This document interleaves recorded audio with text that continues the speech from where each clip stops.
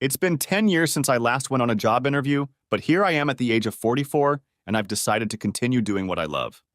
My name is Alex Price, and I'm a mechanical design engineer. I'm new to the area, and truth be told, this company used to be one of my biggest competitors. I have a feeling they will offer me a job when they see what I have to offer them. Soon, hopefully, things will fall into place. My plan, that is, my plan to get rid of my cheating wife. I met Holly in 1993, and even now I can picture her in that time. She was beautiful and so confident. I, on the other hand, was shy and introverted. I guess being raised by a bossy bitch mother has that effect on a guy. She also had help from her ugly sisters. Their names were Megan and Anna, and they bullied me my entire childhood. Megan was the oldest and 13 years older than me. Anna was 10 years older. Apparently, I was a mistake and was not planned, and they all blamed my birth on my parents' breakup. My father left home in 1977 when I was 5 years old and never came back. It wasn't until recently that I learned the truth. "Come on in, Mr. Price. Nice to meet you." I was immediately attracted to the cordiality of Robert Williams, owner of Sutton Hydraulics. He was the exact opposite of the bastard I was leaving. "Thank you for having me, Mr. Williams," I said cordially. I took a seat in his imposing office and he sat across from me and began to speak. "I'm surprised you're leaving Walker Engineering, Mr. Price." "Please call me Alex, and I can't wait to get out of there," I replied. "They're doing a great job there, Mr. Price. Alex, I'm sorry." He was still looking at me with a look of confusion on his face. "I'm doing a great job, Mr. Williams." "Please call me Robert," he interjected. "As I said, I've worked hard for the last 10 years, and it's been my developments that have moved the company forward, all without much thanks and lately without any respect." He looked at me seriously for a few seconds. I hadn't said anything about my situation, and I was willing to keep it a secret for now. "There's no doubt I want you here, Alex. I can offer you the package you asked for, which amounts to a raise of several £1,000s. But you also said on the phone that if you could help us win a few more contracts, you'd like a commission. Is that correct?" He furrowed his eyebrows. "Yes." "I hope it's not something illegal, Alex. I'm not going to be involved in it," he said. I raised my hand to assure him of my honorable intentions. I interact a lot with our customers. I interact with them on a daily basis. I know what they pay for our products, and I know the contracts practically inside out, I began to explain to an attentive Robert Williams. "How would anyone know that we offer more favorable terms? And with my designs and your team, we can be the best in the game. What do you say?" I suggested confidently. He held out his hand and I shook it. I looked into his eyes and saw that I was looking at a man of integrity. Another part of the plan was accomplished. Now back to my cheating wife, Holly. We met at Kingston University in South London. She was in her final year of a creative writing degree, and I was completing my master's in mechanical engineering and design. As I said, I was too shy to approach her, and she had never lacked attention from men. She was 5 feet 5 inches tall, with brown hair and big brown eyes. She was the kind of woman you could get lost in. She had a beautiful body, but I knew she was beyond me. All the guys that ran after her were outgoing and popular. To my surprise, one of her friends started talking to me at the party, and Holly came over and joined us. I had little experience with women, and I think my modesty and shyness made me attractive to her. I got up the courage to ask her out, and we started dating. After about 6 months of dating, I heard rumors that she was having sex with other guys, but I had no way to prove it, and I was afraid to confront her. Holly was a spoiled child. Her parents spoiled her and her sister Caroline, and for most of our relationship, I had to put up with her acting like a princess. If she wasn't doing well, she would make a fuss and wasn't shy about causing trouble in public, which confused me. My friends couldn't stand her and thought I should get rid of her, but I fell in love, and I had never experienced anything like it before. When we graduated, we both got jobs and were able to rent an apartment near Southampton in Hampshire. Her family were from there, and I had long since stopped having anything in common with mine. We married a year later, and the following year Sophie was born, followed by Ava a couple more years later. Holly loved being a mom, and everything between us has been great ever since. I was promoted several times, and 10 years ago I started working for Walker Engineering. Pay raises and bonuses helped us save up for a better house, but like most people in the world, 2008 was a bad year. The economic downturn has meant that many people have lost their jobs. It became harder to get contracts, so we all had to step up our work and work longer hours without getting any extra money. It was during this time, when both girls were in high school, that I realized that Holly was having an affair with some guy from our old university. I was so focused on work that by the time it was over, I never realized who it was, and my best friend Toby thought it was a guy from her class who had moved nearby. I brought it up to her one day and she just laughed in my face and told me to stop being stupid. But I knew she was lying. Thanks to the fact that I was able to keep my job and a good salary, I was able to buy a nice house. Holly had always demanded that I buy a house to match our status, whatever that meant, but as always, I relented, and we managed to buy a nice detached 5-bed house in Southampton. It was a buyer's market at the time, so we got a good price, although the mortgage was a bit high. The only thing I did out of line was to open a new savings account in my name only. I only put my year-end bonus into it, and since I was the sole breadwinner and in charge of all the finances and banking, I don't think Holly would have known about it even if I'd waved the receipts in her face. In retrospect, it turned out to be one of the best things I could have done. I needed protection because I wasn't sure if Holly was planning on leaving me if the old lover ever came back. After that, things went back to normal, and the girls were always my top priority. I encouraged them in their studies and tried to spend a lot of time with them on weekends. In fact, I was the one who took them to dance classes, concerts, and the zoo more times than I can remember. Holly always seemed too busy on her coffee dates with her other spoiled and lazy friends.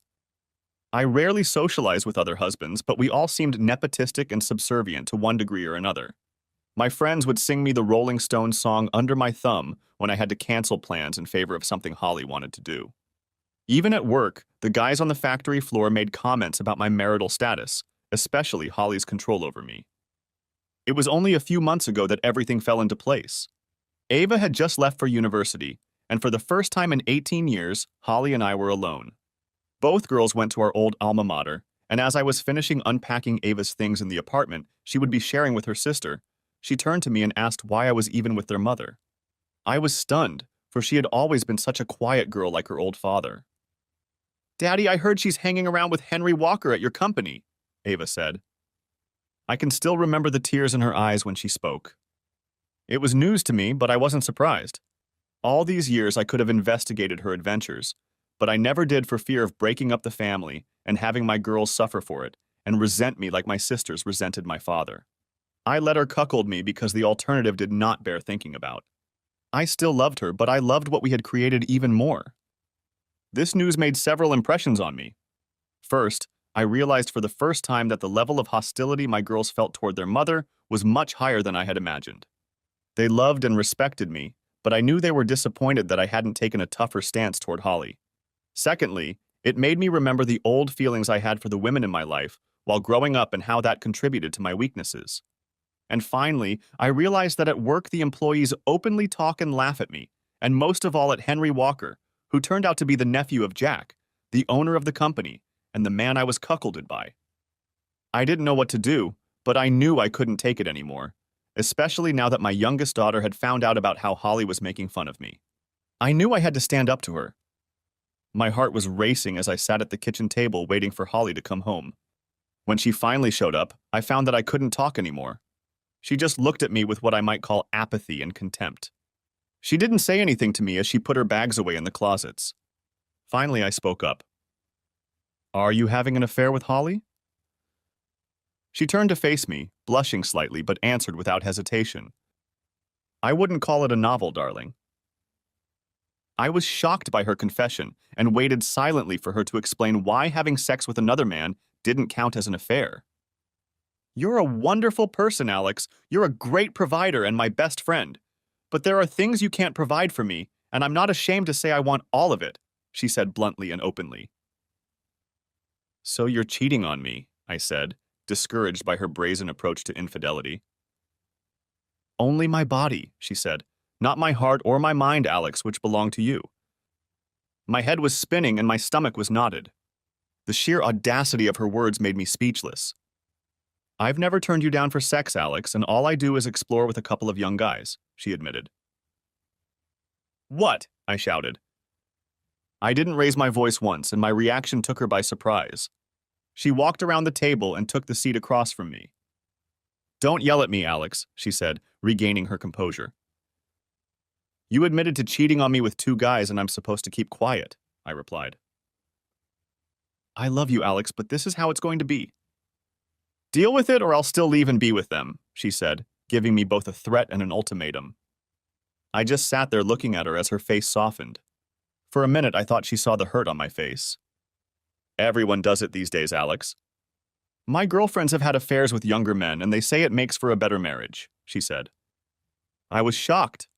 I had a hard time taking it all in before, and now Holly was actually trying to justify her cheating by telling me that all her friends were cheating too. As for her opinion that it would make our marriage better, it was dismissive at best. She didn't care about the marriage or me, only the comfort and security I could provide. I spoke again. So I can have another woman, is that what you're saying, Holly? She stared at me for a few seconds, then laughed in my face. I sat in silence as she continued to laugh, trying to pull myself together. Yes, Alex. Come on, be serious. You have trouble talking to women you've known for years. What chance do you have of talking to someone else? She was blatantly mocking me as she continued to giggle, and I felt embarrassed and ashamed, but she wouldn't give up. That's the way it's going to be, Alex, so don't ruin a good thing. I'm still your wife. I still love you and I still come home to you every night. Don't ruin your life, don't complain about it, and don't do something you'll regret later. She left me at the table, thinking about what had just happened to my life, to my world. She talked so openly about her affairs that I realized she didn't care about me one bit. I didn't care that all her friends were whores, but that didn't give her the right to be one. Not only that, but she had the nerve to threaten me. I was angry, very angry. That night I slept in the spare room. I couldn't be near her, but around midnight Holly woke me up and asked me why I wasn't going to bed. Was she really that deluded? I knew she was a spoiled bitch, but really? Come on, Alex, get over it. That's the way the world works now. You're just acting like an old man, she said. I didn't say anything. I sensed her presence on the landing, peering into the spare room. Suit yourself, Alex. You'll be back in bed soon, I know it. You don't deny me anything, and you know as well as I do that I'll get my way, she said confidently. In reality, she was right. What had I done in my 22-year relationship that would indicate anything other than my unbridled devotion and willingness to go along with whatever she said and wanted? It was common knowledge that I was on her payroll, and now it was common knowledge among her friends and my coworkers that I was also a cuckold. I didn't sleep a wink, so I decided to go downstairs and watch TV. There was a show on about celebrities who trace their family tree, and while a lot of that flew past me, it got me thinking about my own family. I had no contact with my mother or sisters, but I started to remember my father. I remembered so little about him. Did he have a family? I guess he did. Why had he left, and was it as my mother said that he had abandoned us? Before I left for university, I found out from my brother-in-law that my father had died years ago, but my sisters denied knowing. That's when I decided to cut them out of my life. The next day, I was up and out of the house before Holly even showed up in our room. Thoughts of what she'd said to me were still swarming in my head, and I was desperately trying to focus on something more positive to get me through the day. I remembered the TV show from the night before and decided to make some inquiries about my father. The girls didn't need me as much anymore, and my wife was having sex with God knows who, so maybe answering questions about who and what my father was would keep me busy. Good morning, Alex. I turned to see who was talking and faced Henry Walker. The smug look on his face, as if he were ready to burst into laughter at any moment, made my blood boil. I just stared at him and said nothing. How's your wife doing? He asked, openly mocking me. I heard a few giggles from the grown men at the coffee machine. I just stared at them as they stood their ground. I walked past them as they continued to giggle at my expense. I felt like the whole world knew my business, and even my boss's secretary, Olivia, seemed to find my situation laughable and open to ridicule. Can I offer you anything, Mr. Price? Maybe a couple of balls? I looked up at her. What did you just say? I asked, looking into her eyes. She stepped from foot to foot and walked over to me. I told you there were no calls, she said, trying to suppress a laugh. I walked into my office and sat down at my desk. My day had gotten off to the worst possible start, and now I was a laughingstock both at work and at home. I tried my best to focus on my project, but the anger inside of me wouldn't subside. I decided to start looking for my father. All I knew was that he was born in Cambridgeshire and left us at the age of 38 in 1977, so I started looking for family history websites in the area. After a 30-minute search, I found that there were 14 people in Cambridgeshire named James Price, born in 1939. I knew that he might have died a few years before I went to university, so I was able to narrow it down to 3 possible people. I decided I didn't have time to search for each of them, so I posted a message on genealogy websites in each of the towns I found. As I sat in my office reflecting on the past 24 hours, I received a call from my boss, Jack. He wanted to talk to me in his office. Jack was a successful and wealthy man, but in his 60s he had been married 3 times. He was a cheater and a bully. He was one of those power-crazed types who demand respect but give nothing in return. Many times in the past I had considered leaving, but he always convinced me to stay. And yes, the money was the best around. The only thing I knew about him was that he was having sex with his secretary Olivia behind his 3rd wife's back. "It has come to my attention that your wife is playing a trick on you, Alex," he said sharply. "With your nephew," I snapped back. "Well, yeah, he's a temper guy. It runs in their family," he said, laughing when I stopped talking. "But that's what I want to talk to you about. I don't want this to affect the business, and family comes first for me, Alex. So if you get in trouble, you're the one who has to leave the company. Is that understood?" He spoke to me like an old schoolteacher punishing a child. I bit my lip as his impatient secretary Olivia hovered by the door. She was no doubt gathering information to pass on to her friends at the factory. Turning to leave, I wondered why a young woman like her would stoop to having sex with a dirty old man like Jack Walker. As I walked past her, I heard the giggling again. I lowered my head and walked out. As the door closed behind me, I heard explosive laughter that was clearly addressed to me. As I returned to my office, I realized that being here was not doing me any good. I had paid for my girl's education, and now all I was doing was funding my wife's infidelities. I was a pretty simple person. I liked my gadgets, but I could live without a big house. Most of my living expenses were Holly's indulgences. Weekly visits to the hairdresser and manicurist, her car and phone, and other unnecessary luxuries. I was usually happy at work. It was my place to be creative, and I was very successful. I was the one who designed many of the parts that were manufactured and sold here, and I was sure I could find work elsewhere. They just thought I was too weak, and they were right. I was not the confrontational type, and never made waves because I was content. I was good old Alex, a humble engineer that people could get around. I looked at the splash screen with a picture of the family on vacation, clicked my mouse, and my email page opened. Waiting for me was a message from a woman named Jennifer Holmes of the Cambridge Genealogical Committee. I was stunned at how quickly they responded, clicked the button, and read the message. I was stunned.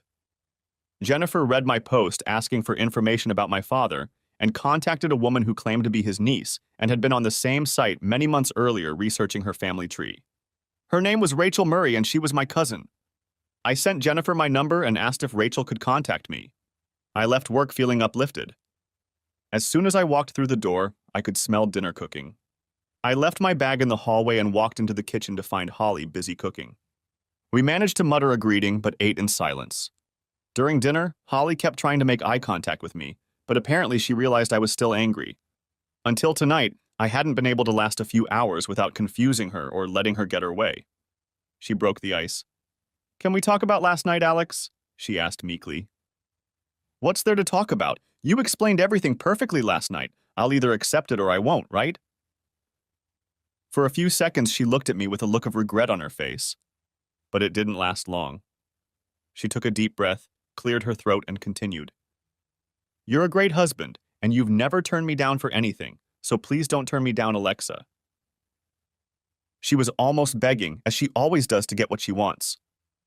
"If I'm so great, why cheat on me?" "Why make a fool of me?" I asked honestly. She panted and just brushed me off. She had no answer. She was just being selfish, and I was getting more and more tired of it. I couldn't do anything to make her happy anymore. How many hours I work to pay the bills and give her everything she wants, and all I get is disrespect and ridicule. I drive a 12-year-old Range Rover, and she drives a car that is less than 2 years old. "Listen, Alex, I have needs, and you just can't fulfill them. So either you can handle it like I know you can, or cede me to a younger man." "You mean Henry Walker?" "You could have used his name, Holly. Everyone knows he had sex with you," I interjected. "Yes, Henry and I are lovers, He's practically your boss, Alex, and one day he'll take over the company from his uncle, she said bluntly. So he's giving me what I need in bed right now, and if you don't relent and agree, I'll leave you and he'll give me everything else I want and need. I didn't say anything as usual. I just got up from my seat and walked into the office. I really wanted to hit someone or something, but instead I sank into my chair and screamed into my hands. Tears came to my eyes and I wanted to be anywhere but here and now. I found a tissue and wiped my eyes when the phone rang. I picked it up and heard an unfamiliar voice on the other end. It was Rachel. We talked for about an hour, and when I hung up, everything else went out of my head and a huge smile appeared on my face. Rachel was thrilled that I had decided to get involved with my father, and she had a lot to tell me. She was talking at 100 miles an hour, and I was having a hard time absorbing everything she was saying.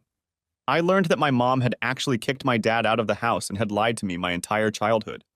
Sadly, he died in 1983 when I was only 11 years old.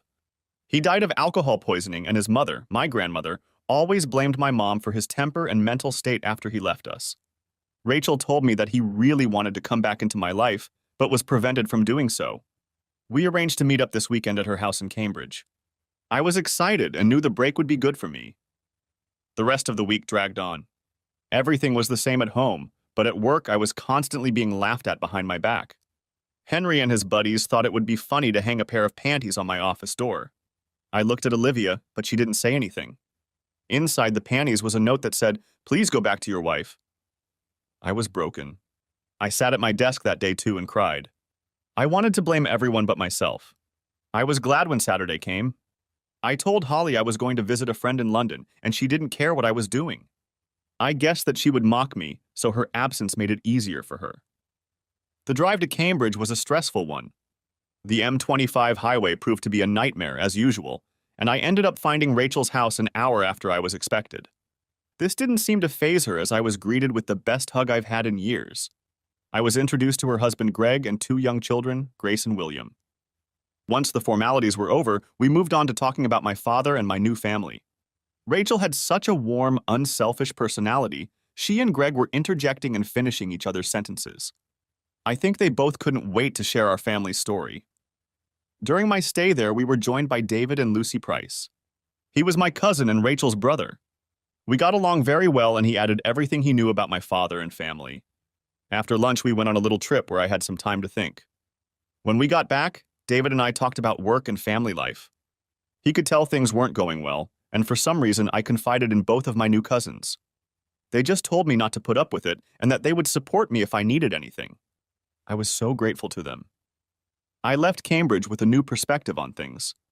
I had been told so many lies and treated so badly throughout my life that realizing that I had a completely different family who had shown me more kindness and honesty in one day than most people I had known my whole life gave me hope. I needed to sort my life out and get back to being happy. Not just for myself, but for my girls, my friends, and my new family. By the time I got home, it was 8 o'clock in the evening, and Holly was just about to go out. "Where are you going, Holly?" I asked. "Out with friends." "You mean Henry or Max?" I snapped back. She looked at me, somewhat taken aback that I knew the name of her other lover. I gave her an understanding look.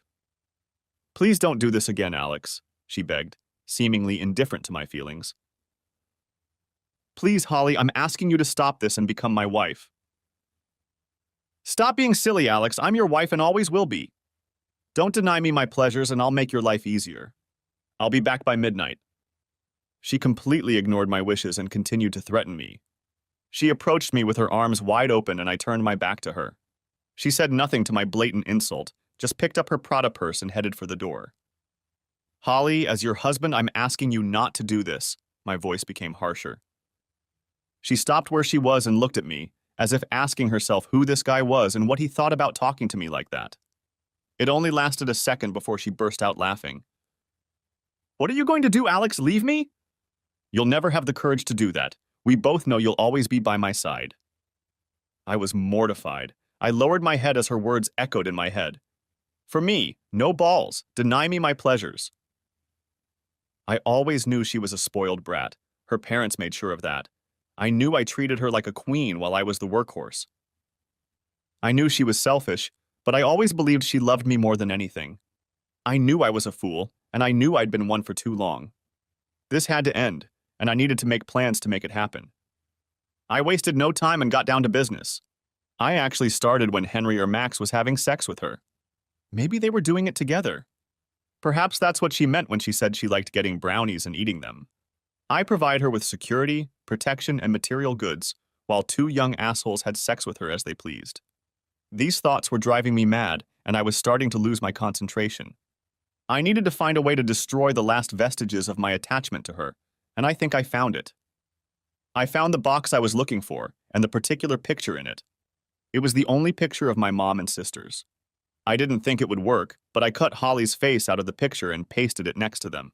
I had no love left for them, and adding Holly's smirking face to the picture might help. I put it on the desk next to the monitor in my office. At about 12:45, I was finishing up work. I had pretty much decided what I was going to do in the near future. I had an idea of when I would be leaving, but it could be in a few weeks. I had time because Holly didn't expect me to leave. It might not work out, and I would definitely need help to pull it all off, but by now I had convinced myself that I would go all the way. I heard someone stumble out the door, and as I got up to look out the window, I saw Henry Walker's car pull away. I heard her coming up the stairs and quickly erased my story. I would have to use incognito mode in the future. I waited for her to enter our bedroom and walked down the stairs to make myself some coffee. I sat down on the couch and thought about my future away from this place. And honestly, without my daughter's presence, I knew it wouldn't be so bad. I decided to try and move closer to them. Monday morning, I came to work, clearly realizing that I wouldn't lift another finger. Jack Walker could fire me for all I cared. I walked to my office, ignoring the taunts and comments directed at me. I would destroy those bastards, and I knew my anger would get me through this. I managed to get an appointment with the bank for 1 o'clock in the afternoon, and I took the time to prepare for it by analyzing my finances. The odds were slim, but if everything worked out and the right people helped me, I would come out of this situation unscathed. The meeting went as planned, and I was able to close my savings account and remove my name from our joint account. I still had an ISA with a few thousand in it, so I closed it for cash and put it in my wallet. On the way to the office, I stopped by the PC World store and bought 2 digital voice recorders, a 500 GB USB 3.0 hard drive, and a new hard drive for my PC. Back in the office, I sat down at my desk and began to see if I could open the company's personal client files. I'd seen a glimpse of them in Jack's office, so I knew they existed, but I needed his password. It didn't take me more than an hour to crack it. Ironically, his wife's name was his username, and the password was his name and 6-digit birthday number, Jack240656. I had everything I needed. I plugged the disk into my computer and loaded all the files onto it.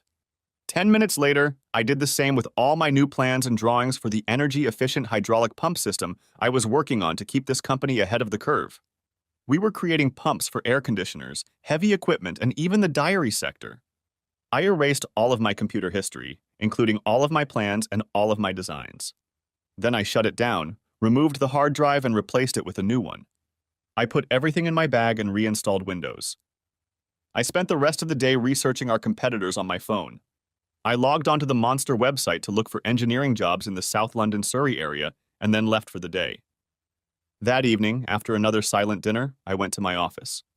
I discovered that one of our major competitors, going through a financial downturn, was looking for a mechanical engineer to help design and run the shop.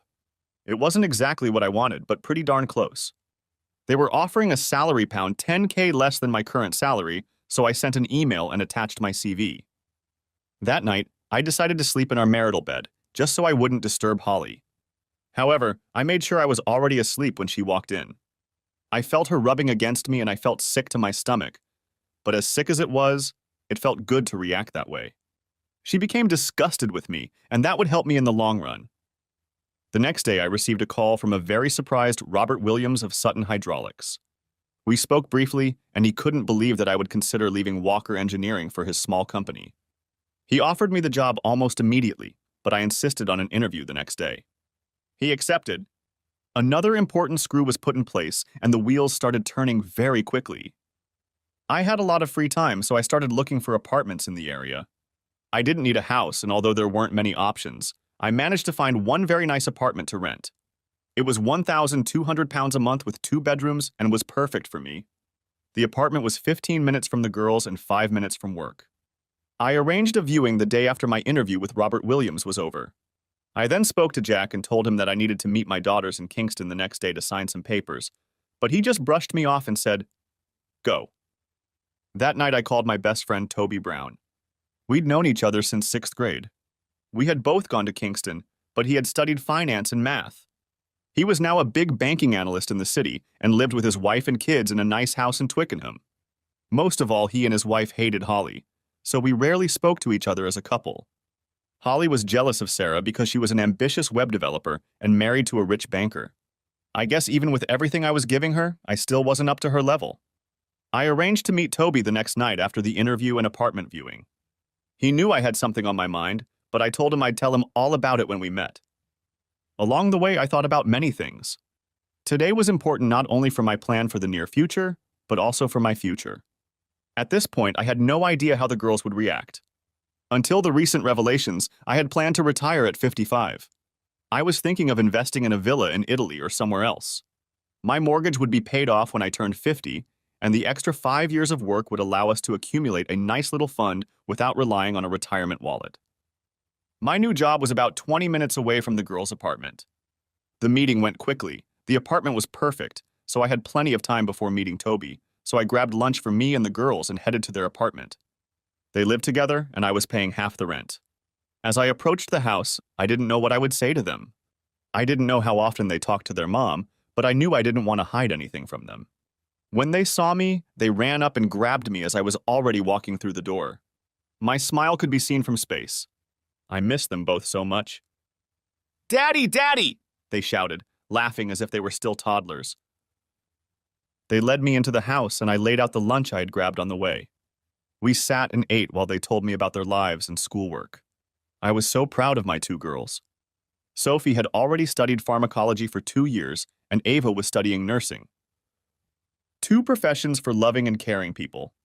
I saw Rachel in them and talked at length about our new family, promising that we would all meet soon.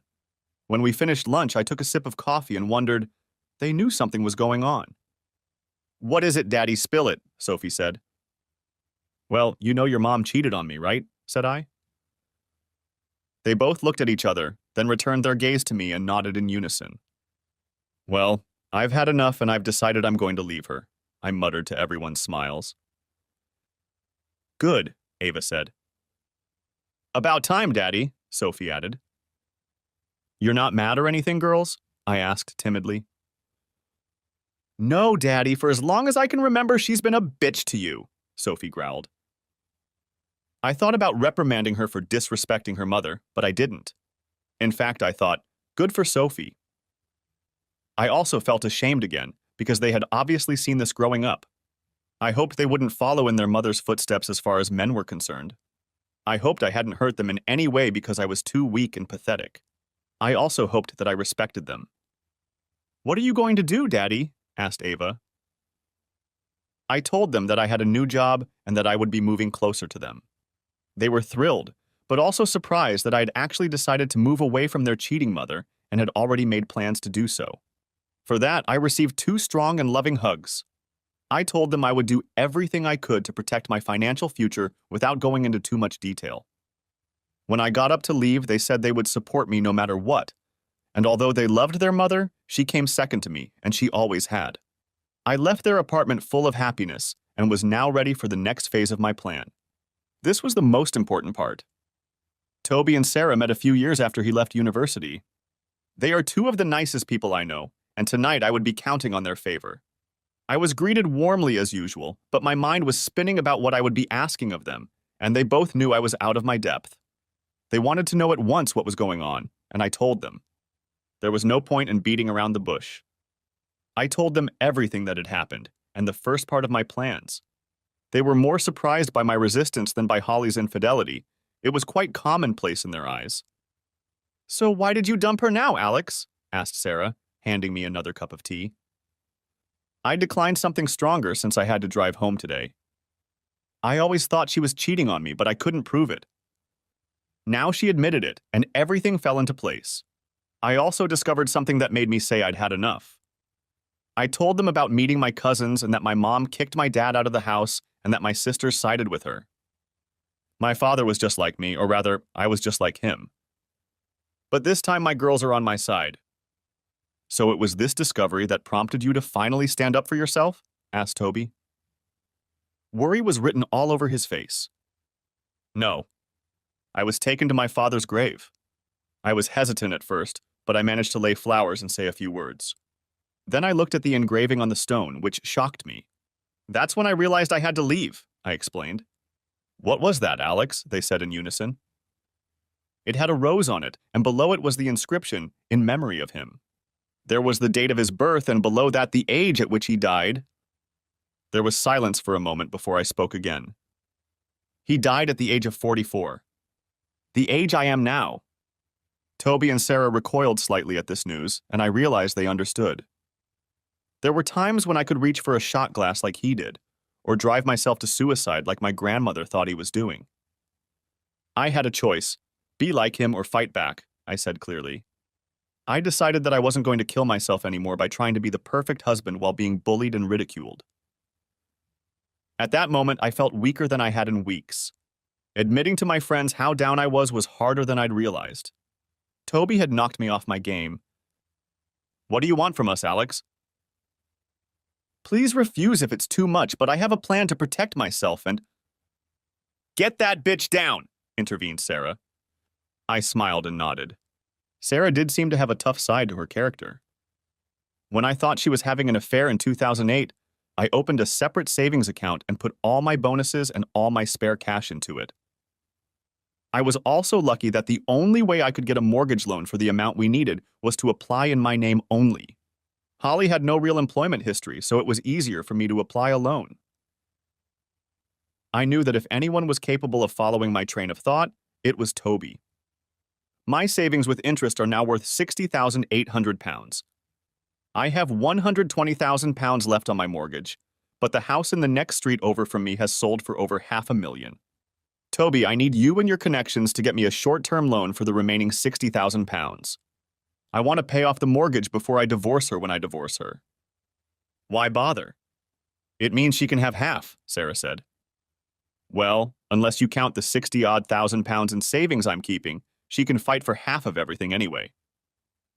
But that's where you come in, I said, pausing for a second. I want you to incorporate a new company. What do you mean register a new company? Toby interjected. I want to transfer ownership of my house to your new company. That means she won't be able to lay her hands on it. I've looked into it, and if I pay off the mortgage, all I have to do is go to the land registry and transfer the paperwork to your company. Toby and Sarah looked at each other for a moment. Will that work, Alex? I mean, if you divorce her, she'll hire a lawyer and fight for everything. She doesn't have the money for it, and I'm sure her parents won't want to pay such a huge bill if they know their daughter is a cheating whore. Plus, I'm hoping to use her opinion of me to my advantage, I said. How? Asked Toby. She thinks I'm a coward who will never leave her. So I won't ask for a divorce until I sell the house.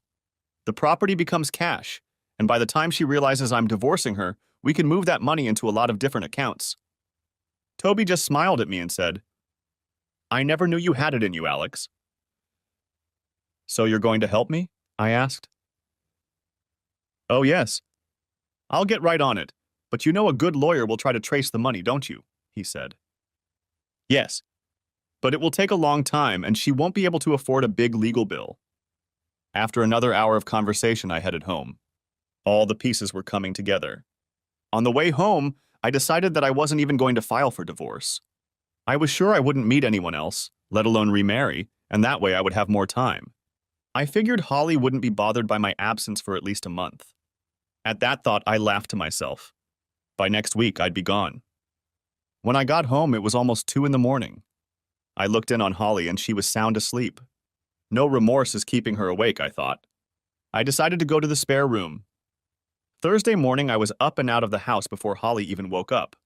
I wrote my resignation letter in the morning, and around lunchtime I called Toby. I've got good news, bad news, and then good news again, buddy. Okay, let's go in that order, I said, laughing. The good news is that I have registered the company. It only takes an hour at the company house, he said. The bad news is that to get a loan for the amount you need, you'll need some serious collateral. Something like a house, and that won't work for you. I was frustrated and scratching my head trying to think of something when Toby continued. Listen, Alex. You trust me and I trust you. I've been talking to Sarah about this and we've been thinking the same thing. I'll transfer £60,000 into your account right now so you can get on the case. Just give me the money back when you find it, okay? I was stunned. If he could see my face now, he would realize how grateful I was. This is too much, Toby. You've done enough already, I interrupted. Just take the money and go do what you need to do, he said. You have no idea how much this helps me, buddy. I owe you a huge debt of gratitude. Just do it. Walk away from this disrespectful money-grabbing scammer and be happy. That's all we care about. I gave him my details and ended the call. My next call was to the bank for a meeting the next day. After work, or lack thereof, I drove to the local Land Rover dealership. I knew the guy because that's where I bought Holly's Range Rover Sport about 10 months ago. In fact, I was still paying for it. I had an idea on how to get some more money. Hello, Mr. Price. Have you finally decided on a new car? John Reeves met me at the entrance. He was the owner of the dealership. No, John. I wanted to discuss selling my wife's car and paying off my debt, I said, looking more pleased than I should have. I hope everything's okay? He asked. It's okay. You've met her, and you know how demanding she is. Now she wants a Mercedes 4x4. I don't want to say anything bad, but she seemed annoying, he admitted. We came to an agreement that he would take the Range Rover back and we would cancel our payment plan. I promised to come back to upgrade my car, and he knew he could offset the value of Holly's car by selling it as practically new. I apologized for the inconvenience, but the thought of him selling me an expensive new Range Rover more than made up for it. On the way out, I picked up a 2016 brochure, but not for myself, but for Holly. When I got home, Holly was sitting in the living room drinking coffee, looking a little pale. I took off my jacket and threw my bag on the floor. Everything okay, love? I asked through clenched teeth. Yeah, just feeling a little tired, honey, she said, taking a sip from her mug. She held out her arms as if wanting me to hug her and make her feel better. I ignored her, went back to my bag, and pulled out a brochure. I know what will make you feel better, I said. I walked over to her and sat down on the coffee table across from her. She looked confused at the empty seat next to her and back at me. What have you got there? She asked, looking at the pamphlet. Your car is almost a year old, and I was at the dealership today and saw their new model. It's awesome, I said as her eyes lit up. I want my wife to have the best, so I'm going to trade in your car and buy you this one, I said, pointing to the new 2017 model in the brochure. Oh, how I love that, she said, ignoring my plan. You always know how to make me feel better, don't you, Alex? The only problem is that they already have a buyer for your car, so I need to get it there by Friday afternoon. I'll finish work early and drive it to the dealership, and you can just use mine this weekend to visit your loved ones. The last remark made her recoil, and a look of shock and confusion appeared on her face. What's wrong? I asked. Nothing, Alex. I just thought you were still mad about our arrangement, she asked. It wasn't our arrangement, Holly, it was yours. I didn't have a say in it. But I guess I don't really have a choice, do I? I said, hoping for an answer. She only nodded, as if she had finally put me in my place, and I admitted defeat. I love you, Alex. I turned to look at her and was met with a sincere look of concern. I didn't say anything in response and just walked away to the kitchen. The phone rang and I went out into the garden to answer it. Toby confirmed that the money had been transferred. I was ready to go. The next day, wasting no time, I walked into the bank and found myself in the office of a mortgage loan officer. She looked to be about my age, but she wasn't wearing a wedding ring. I wondered if there might be a life after Holly, but dismissed the thought to the back of my mind. An hour later, the mortgage was paid off. All my remaining accounts were closed. I went through several houses and opened a new account at another bank. I was happy knowing I wouldn't have to pay anything else unless Holly hired a lawyer and went to court. My smile faded. I walked back to the office, ignoring Olivia as she rose to her feet to speak. I sat down with a cup of coffee and contemplated the next stage of my plan. I contacted the land registry and filled out the appropriate online application form. I had all the details of Toby and Sarah's new company, and within 10 minutes of submitting the application, I received a confirmation email stating that it would take 5 days to process. After that, I would simply hand the paperwork over to Toby, and he could register the property to his company. I decided to wander around the internet looking for furniture and details of canceling utilities in the house. I had to wait for the right time, but I did start new accounts for my apartment in Sutton. I finally have one more thing left to do, something I've been putting off. I knocked on Jack's door. Olivia was there with him, of course. That dirty old bastard usually fiddled with her on Fridays, and I seemed to be interrupting their lovemaking. She left us alone. "What can I do to help Alex?" he said cheerfully, escorting Olivia out of the room with a glance. I put my resignation letter on his desk. He looked at me with a silly grin on his face. "What is it?" he asked. "I have resigned," I replied. "I think it would be best if I left at once. Given the situation with our families, I doubt you'll want me here for too long." He looked dumbfounded. "I'd appreciate it if you could have my P45 ready by Monday, and please don't tell anyone about it. My wife doesn't know," I said defiantly. But you can't do that. We need you," he said pathetically. "Not as much as you need your nephew. I'll be here on Monday to pick up the last of his things." I pretended to drop a pen from my pocket and, bending over, pulled a digital voice recorder out of my sock. I managed to attach a pin to it, and standing up, I pressed the record button and slid it under the seat and into the wooden frame. "If that's all Jack needs, I've got things to do." "Okay, Alex, but don't come crawling back when you're out of money. Your money is the only thing keeping that cheating wife with you. Do you realize that?" "Of course I know that, Jack." "I wish my wife was as faithful as yours," I said, smiling. I knew that hit him where it hurt. I turned and walked out of his office. An hour later, I drove home and picked up Holly's car and magazine. I drove to the dealership and dropped off her car. Fortunately, John Reeves offered to drive me home, and I gladly accepted. When I got home that evening, Holly was sitting at the kitchen table with big red bags under her eyes. I knew she had been crying.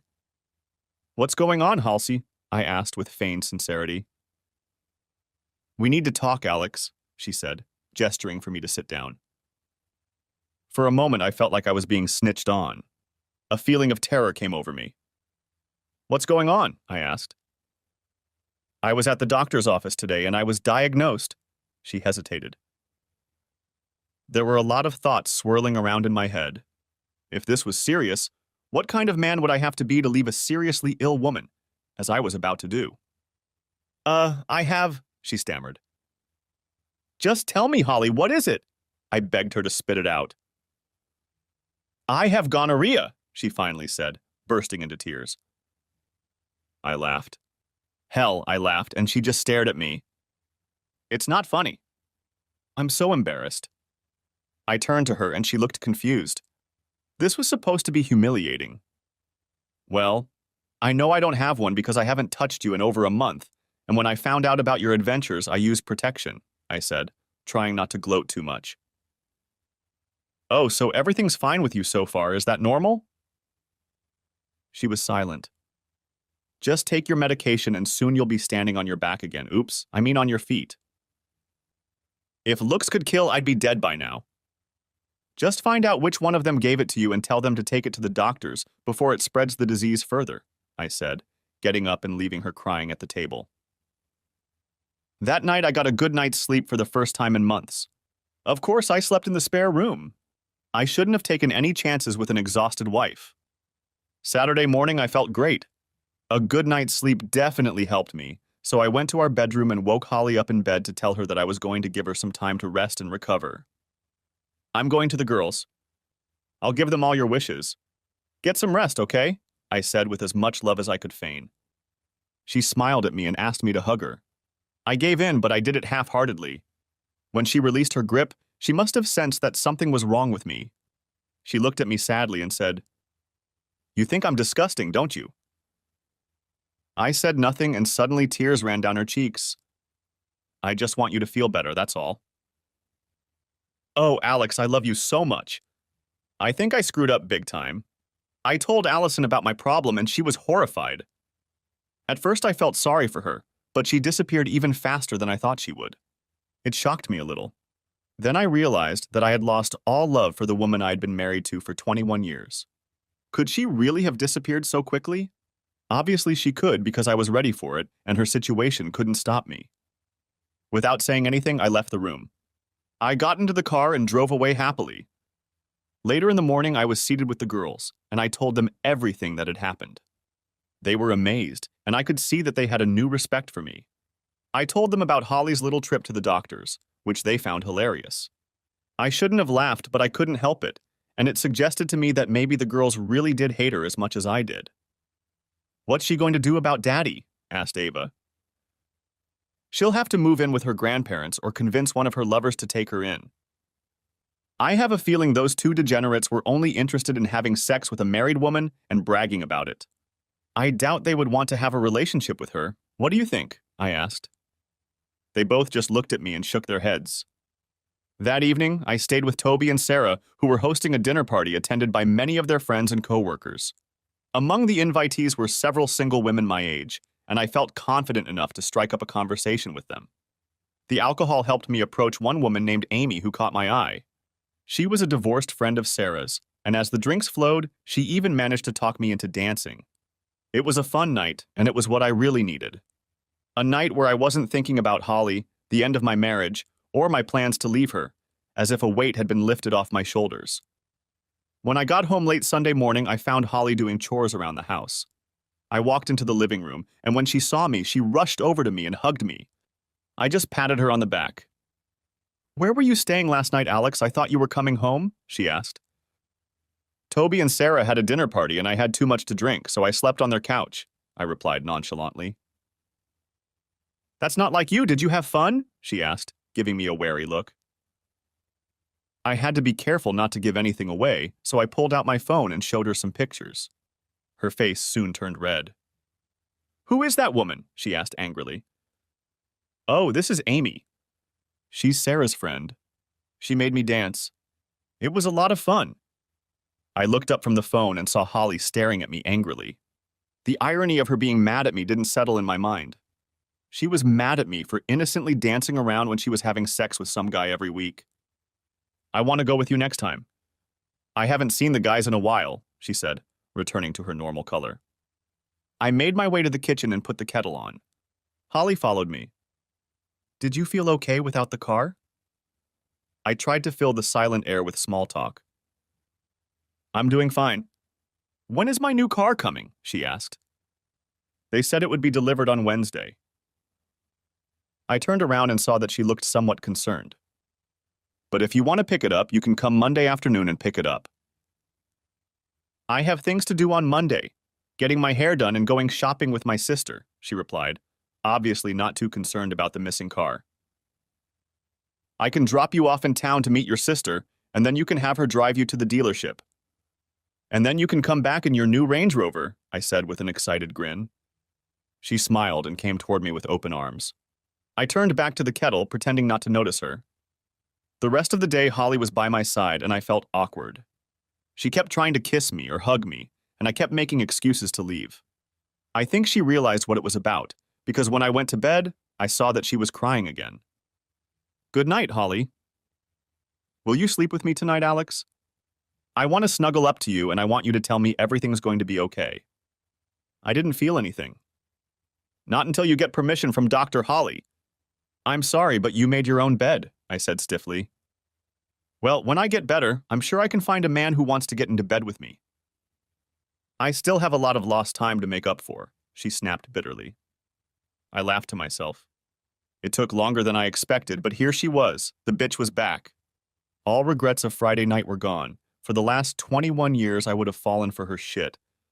But this time, I ignored her tears and headed for the spare room. Last night in my house, and she would be in the spare room. I was also glad she said those words. It removed any sign of doubt I might have had. I looked at my picture of her and my sisters, and all I felt was hatred for her. She was nice when she wanted something and a bitch when she couldn't have it. Monday morning, I woke up early. Holly woke up early, too. She had an appointment with her hairdresser at 8:30, so I drove her into town as planned. "Don't forget to take a cab to the dealership around 2 in the afternoon. They're waiting for you," I said, ignoring her attempts to kiss me. I drove off, knowing that this might be the last time I would see her. Somehow I was afraid it wouldn't happen, but it would be as long as I could make it happen. On the way out, I called the cell phone company and canceled both of our contracts.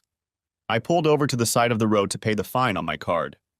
They informed me that the phones would be working until 5 p.m. Great. I then went to the office to pick up my P45. I entered the factory and there was a solemn atmosphere. The news of my departure must have reached everyone, and for a brief moment I saw a look of fear on their faces. I did not know why. Walking down the hallway toward my office, I passed the coffee machine where the usual suspects had gathered. I wasn't sure if Max and Henry knew they both had sex with my wife or not. But they both smirked as they looked at me and exchanged jokes with the other assholes. "Good morning, guys," I said cheerfully. "Good morning, Alex. How's the wife?" They said this to the usual laughter. How that joke is still funny today is beyond me. "Not very much, I'm afraid," I replied. "One of you underdogs swiped it." I walked away in complete silence, and when I turned around, their jaws dropped and Max yelled something to Henry. I heard a big noise before I headed up the stairs. Olivia saw me coming and she half smiled, lowering her head. Maybe now I was getting some respect. Jack was at the door before I could knock. "I have what you need, so take it and get out." Maybe this respect story was a figment of my imagination. I entered his office and sat down. I reached under the chair and discreetly put the recorder in my pocket. I knew he'd laid out his weekly Friday night story to Olivia, and now I had it all on the recorder. "So you have another job, Alex?" he snapped back. At first I didn't pay attention to him, but then I decided I would give him what he wanted. "No, nothing," I said. A wide smile appeared on his face, and he probably figured I'd come crawling back to him soon. "So I get my last month's paycheck and my year-end bonus?" I asked.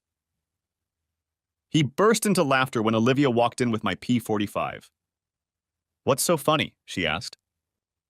"Alex just asked for his bonus and salary to be given to him." "That's hilarious," Olivia said, joining in his laughter. I thought, why not, and joined in too. It made them stop and look at me like I was crazy. "Why are you laughing, Alex?" said Olivia. "I don't know, Olivia. Why do you let that old bastard have sex with you every week?" I said, laughing louder and louder. They froze as her eyes widened and Jack began to redden with anger. I'm sure Mom and Dad are proud of their slutty little girl. She threw my papers on the floor and ran out of the room in tears. "You bastard," Jack said. "Get out of my office and out of my company before I get the guys to drag you out by your ears." I laughed, walking out of the house and heading to my office to pack the last of my things. I was still laughing to myself when I pulled up in front of my house. I got out of the car and lowered the back seats. I opened the trunk and walked into the house. I walked around the house thinking about what I wanted to take with me.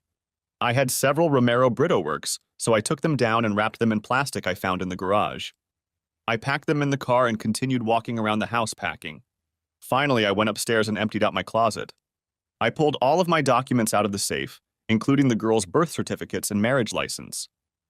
I found an attic ladder, went upstairs and found all my old stuff. My diploma and family photos were there. I went to the handyman and took all the jewelry I had brought with me from Holly over the years.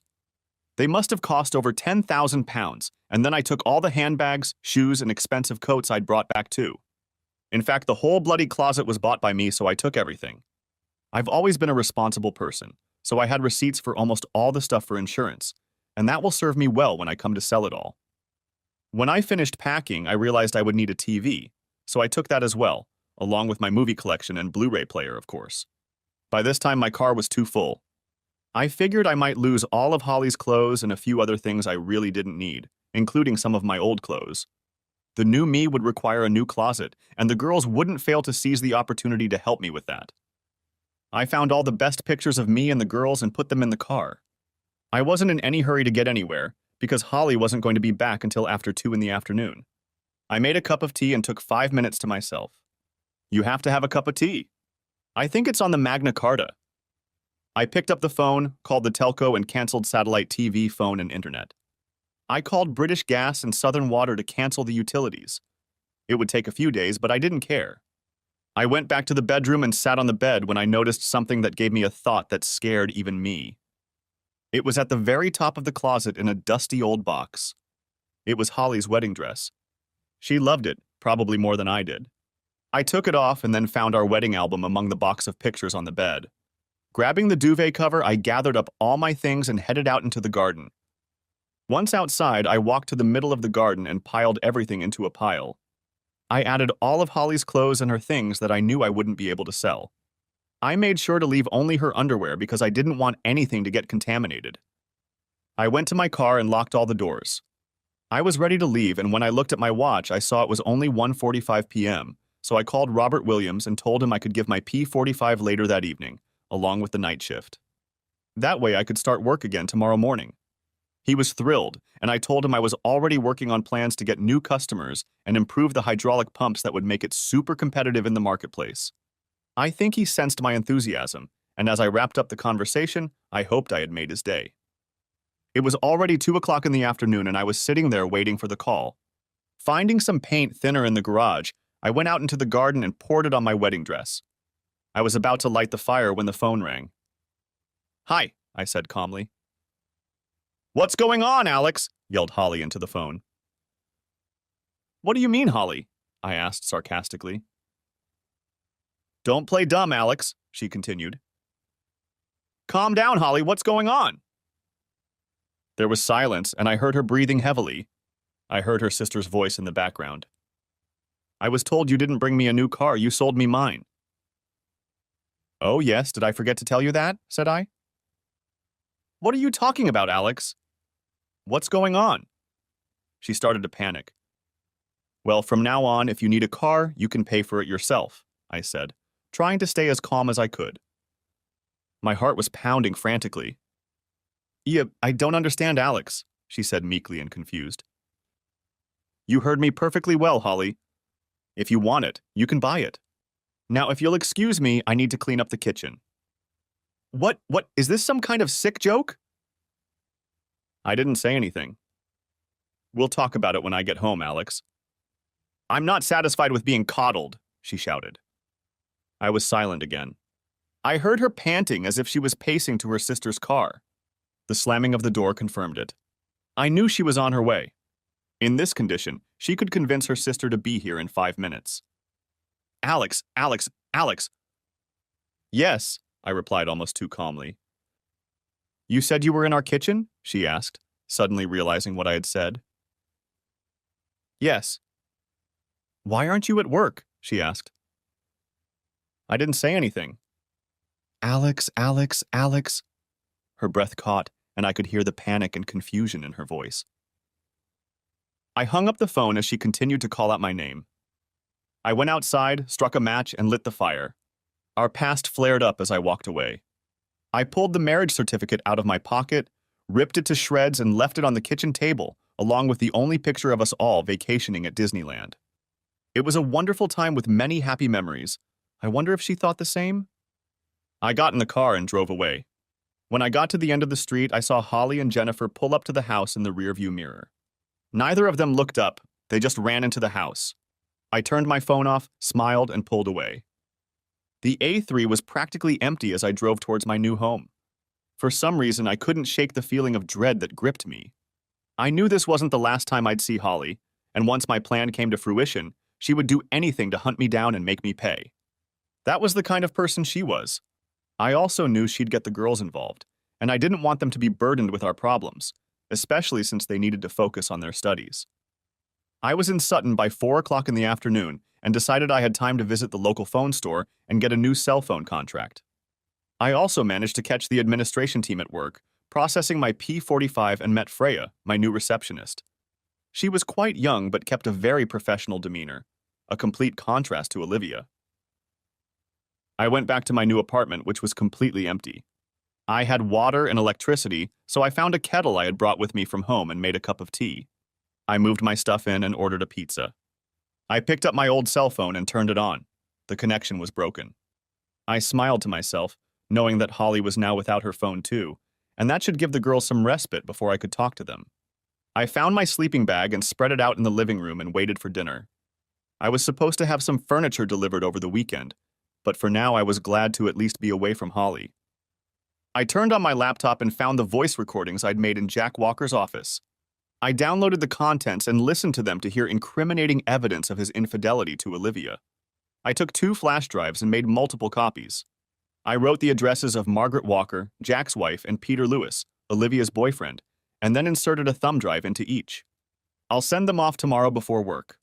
Finally, I decided to call my daughter Sophie to give her the latest news and not to let their mother know where I was. To my surprise, she admitted that she hadn't even talked to her mother yet. But of course, my guess is that she didn't have a phone to do that. Within a week, I had time to furnish my apartment, and with no time to waste at work, I contacted Walker Engineering's clients and convinced them to switch to Sutton. They saw what we were offering and very quickly jumped ship. A couple people decided to stay with Jack, but most hated him but tolerated him because of the superior products we offered. I knew Jack wouldn't immediately understand why his business was losing customers, but I didn't care. I also knew that now that my old house had all the utilities shut off, Holly would realize I wasn't coming back. There was no way she could afford to pay the bills, so I knew that Toby could safely begin the selling process. Sarah was more than happy to take on the task, and by the end of the week, signs were up on the house. It was at this time that Ava contacted me. Apparently, Holly had moved into her parents' house, and they were not happy that their little princess had gone rogue. Holly, of course, was out for my blood and was furious at what I had done to her. Strangely, I found great satisfaction in it, but I knew it wasn't over yet. By the weekend, I was invited to another dinner party at Toby and Sarah's house. I was told that Amy would be there and that she had asked Sarah about me. I learned that she had gotten divorced a few years ago and had been single since her husband left her a year before the divorce. Apparently, the divorce went well. She got the house and full custody of the children, as well as financial support. Unfortunately, she has been skeptical of men ever since. Sarah told her about my situation, and she's wanted to meet me ever since. That's why they planned this dinner party. She was 2 years younger than me and had 2 older teenage children. I felt like I was being set up, but decided it couldn't hurt. The dinner was a success, and I felt completely relaxed for the first time since I'd thought about running away from Holly. Amy understood what I was going through, didn't push me or let me know that she liked me. We got drunk, danced together, and at the end of the night we exchanged numbers. She told me to call if I needed someone to talk to, and I thanked her. I slept in the spare room of Toby's house, but it was getting harder and harder to fight the hangover, and the coffee wasn't helping. Sunday morning brought good news. Just a week after putting it up for sale, I received 2 serious offers. One of them I immediately accepted for £550,000. I knew it could be some time before the deal was finalized, but I agreed the money as soon as it was ready. I would open an ISA in the girls' names and then ask Toby to distribute the remaining amount between numerous investment funds. I would also return the money to him and take some of it in cash to keep in a home safe. I still felt the need to protect myself. Another week went by and I was happy to hear from Toby that the sale could be very quick. I contacted the moving company and instructed them to vacate my old house. The girls called their mother and asked if she needed anything, and she became even angrier and more threatening. I promised the girls that it would be over soon. On Tuesday morning, I was talking to one of our new customers who was meeting with Jack Walker about a possible supply contract extension. He told Jack that he was moving to Sutton Engineering, and Jack was not surprised. He learned that Walker Engineering had to cut 50% of their staff due to job losses. He also informed me that Mrs. Walker was divorcing Jack due to adultery. I had absolutely no sympathy as I was counting commission checks in my head as we talked. I had no idea what had happened to Olivia and her boyfriend, but I knew he got my gift if Mrs. Walker got hers, and even if she didn't, I'm sure she was well aware of why Mrs. Walker was divorcing her husband. I wonder what her friends and family would think about her cheating with an old man. To reward me for my new job, I was given a brand new Land Rover Discovery HSE. I was already thinking of treating myself, but Robert and the bosses were so pleased with me and how the company was progressing that they gave me the car and a few thousand in commission. It was actually over £30,000.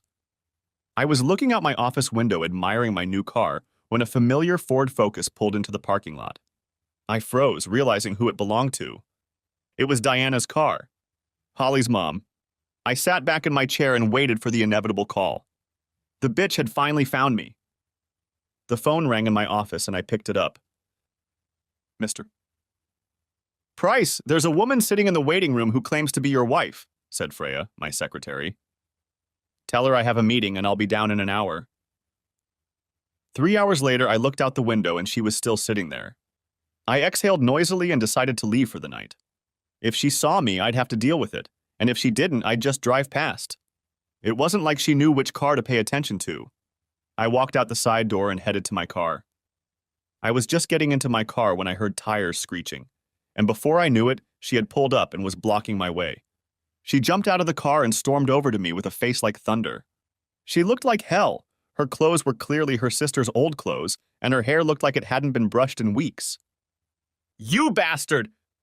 she screamed, hurling a slap in my direction, but missed. "I hate you! I hate you!" "Yeah, I hate you too, Holly. Now say what you want to say and then get out of my life," I said, trying to stay calm. She just looked at me with tears rolling down her cheeks. "You ruined my life, you bastard," she whispered pitifully. I didn't say anything. I just kept listening. "You destroyed all my belongings, my wedding dress and clothes." So far, it was all about her, and I wasn't surprised. "And then you cancel and force me to move in with Mom and Dad," she continued. She just stared at me and waited for me to speak. "Was it all Holly?" I asked. "Haven't you anything to say for yourself?" she shouted. I thought for a second before inviting her into my car. She was taken aback, but I didn't want to be a public spectacle anymore. When we sat down, I saw how bad she looked. She seemed to have aged, and I wondered if all that plus the venereal disease had taken its toll on her appearance.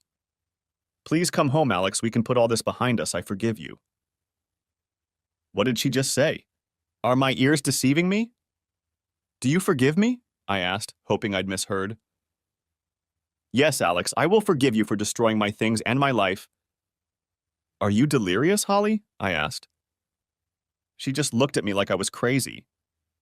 "You openly cheat on me and disrespect me when I give you everything, and you have the nerve to say you forgive me." But I thought..."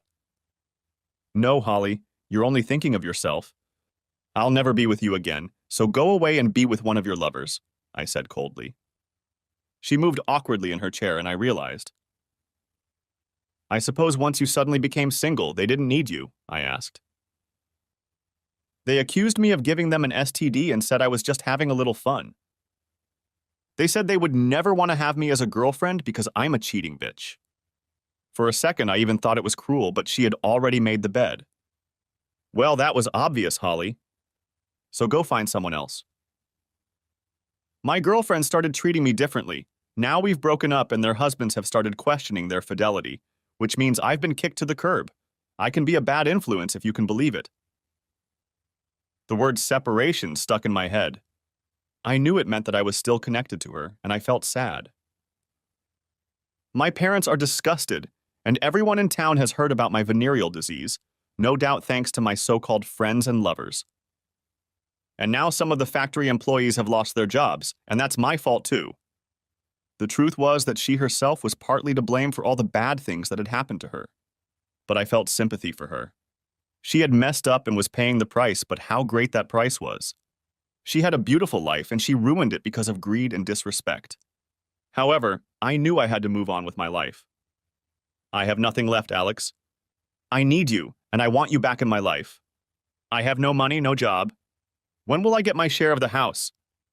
"Here it is." "You've never once told me you love me." "You just need me, Holly, and I don't need you. As for the house, I didn't pay the mortgage and I lost it," I lied. Her eyes widened and her jaw dropped. She was shocked by my words, but at least I knew how this visit would turn out. "I want a divorce," I said. "No, please, Alex, of course I love you. Over 20 years together, and I made a little mistake and you're burning me out. A very big, unforgivable mistake, Holly, and I'm never coming home to you." "Please, Alex," she shouted, and her screams echoed throughout the car. "I need a clean break, and if you agree, I'll give you £30,000 in cash," I offered. I saw her face change, and the tears were replaced by a new determination. "No," she shouted. "I will fight you in court for everything." "There's no way you'll lose the house. You're too smart for that." "Damn it!" She was right, and now I'm on her hind legs. "All right, Holly. I'll say this," I began. You're never going to get a penny from me. She moved her hips and moved forward toward me. I'll fight you for anything and more, Alex. You have no money, Holly, and I'll move my assets so much that you'll spend a fortune trying to find the money. I'm smart, so by the time your lawyer finds it, you'll have run up a bill that will negate any benefit. I suggest you take the money I'm offering, or I'll give it away too. It's up to you, I said sternly, keeping my eyes on her. You bastard! I loved you and bore you children, and this is how you treat me? She said angrily. Thanks to me, our girls will go far. They won't be liars and cheats. They'll be selfless, not selfish like their mother. So take the money and get out of my life. My anger started to surface, and she looked at me like I was a stranger. All right, she hissed. I'll take the money and agree to the divorce. Okay. I'll set it up. With those words, she got out of my car and slammed the door shut. A few seconds later, she sped out of the parking lot. The next day, I filed for divorce on grounds of adultery, and a week later, I arranged to meet Holly at the girl's apartment. The sale of my house went through, but I wouldn't put any money into it until the papers were signed. We tried to be polite in front of the girls, but it wasn't easy. I handed Holly the money and she signed the papers. I kissed the girls goodbye and wished Holly good luck. When I was about to leave, she burst into tears again, but I had a feeling it was for the girls' benefit. Sophie and Ava looked at me and raised their eyebrows. They knew. I'll see you next weekend, Dad, Ava said as I walked to the door. I went back into the room. Holly was still sobbing, and no one was paying attention to her. I suddenly realized what Ava was talking about. Oh yeah, the Coldplay concert. Everyone's looking forward to it. Are we going to meet you in London or drive together? Asked Sophie. I'll talk to Amy and let you know during the week, I said one last time before I left. On my way out the door, I heard Holly yelling something, but I chose to ignore it and left.